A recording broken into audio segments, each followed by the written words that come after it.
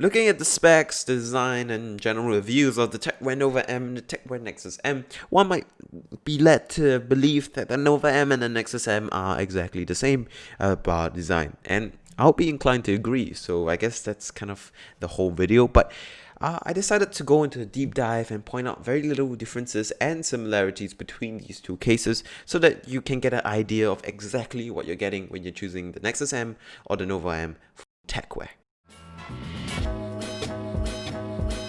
Now, before I start this video, if you have any questions you want to ask away, linked in the description down below. Discord, Instagram, best way to reach me, and I'll be happy to help. So just ask, no fear here. Now, if you want to know whether you should buy either of these cases, you should watch my TECWARE Nova M review. Chances are, if the Nova M is a good case for you, then the Nexus M is going to be too. And if the Nova M isn't the right case for you, then there is pretty much zero chance that the Nexus M is going to be the right case for you. So you pretty much only need to watch the Nova M review. This comparison is just for people who want to know a little bit more about the specific differences between these two cases. So in terms of similarities, let's just get it out of the way. They're pretty much the same when it comes to the base core chassis. The layout is pretty much identical. They're both the same MATX style layout. They both come with 3 free fans, 2 in the front, 1 in the back, 120mm fans. They've got the same filtered antics in the same spots. They've got the same hard drive SSD mounting options. They've got the same kind of power supply shroud design that they like to go for, and they've got the same wonderful, excellent tempered glass side panel that makes it look way more premium than it actually costs, which is nice. There are a lot of good similarities here, and there are also the same similarities of disadvantages. Both of these cases do have kind of wonky build quality, tempered glass aside. So if you were to say move this case around a lot, or tend to bump or hit this case, scratch this case, you'll find that it is rather filmy on the metal side of things, and the fit and finish isn't amazing, which is understandable for a case that only cost 45 Singapore dollars that comes with 3 free fans and tempered glass. But still, it's a pretty good case, the Nova M, as I said in the review, and the Nexus M is too, because it shares so much of the same good things. Things like the built-in standoffs, the reasonably good amount of accessories, the plentiful cable management holes. All these things are found on the Nexus M and the Nova M, and I find that they're all nice things to have, and I'm glad they're the same on both cases. They are also priced the same online. Checking the price, they cost about 40 to 45, 50 Singapore dollars, and at that price I think they're pretty good cases to consider for your PC build, especially if you're on a budget. Now, on the differences side of things, the real differences really are only the design, and it's going to be mostly aesthetic things. I was honestly quite hard pressed to find real definite differences between the two cases, especially on the practical side of things.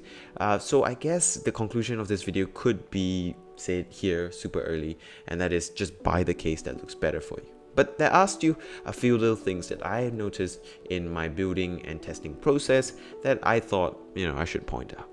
So in terms of differences, one thing that I found was different, apart from the design of course, was that there was a bit more cable management space on the Nexus M as opposed to the Nova M behind the motherboard tray.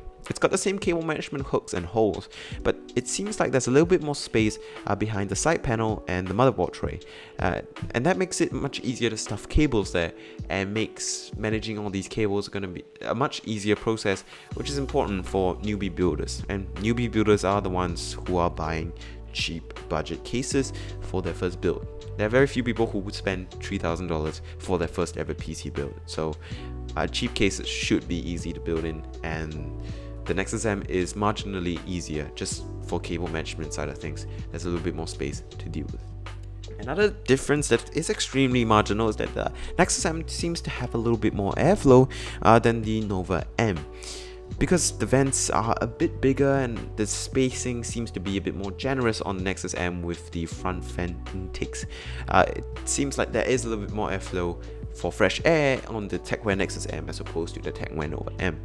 I'm sure the difference is going to be extremely marginal, and the difference is going to be non-existent for most hardware configurations, but just be aware that the Nexus M seems to have a little bit better cooling, assuming you live somewhere really hot with like 30+ degrees, whether that might actually be important.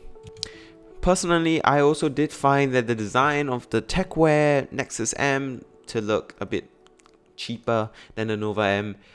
They do a good job, having that whole premium aesthetic with the tempered glass, but there is a bit more plastic trim than I like on the Nexus M, and it's not very nice plastic trim. There's a lot of sharp edges, and it's not really like well polished or anything. So I do find that the Nexus M looks a bit cheaper than the Nova M, which decides to go lighter on the plastic trim and the gamer things, so as a result it looks a bit more premium. However, it's personal preference. If you like the Nexus M, just go for the Nexus M design, and if you like the Nova M, you like the Nova M, get that. So I guess that's it for this comparison, and it's very, very short, obviously, and one might say there's not a lot of detail to it, but frankly it's exactly the same. From I/O to design to build experience, they're the same. And having built in both, built a full PC in both, I can conclusively say that you're gonna have a pretty good experience, even for a beginner builder in both, especially if you get a semi-modular power supply to make cable managing easier. However, I do need to note the differences as I did with this comparison video, just so that a consumer can make the best exact choice for them if they're that kind of tinkerer who likes to get into the nitty-gritty, to get into those details like me. So that's it for this video. Hope you guys found it helpful. If you did, please like and subscribe. You know the drill. And thank you so much for watching. If you have any questions, once again, Discord, Instagram, best way to reach me. That's it for this video. I'ma head out. See you soon.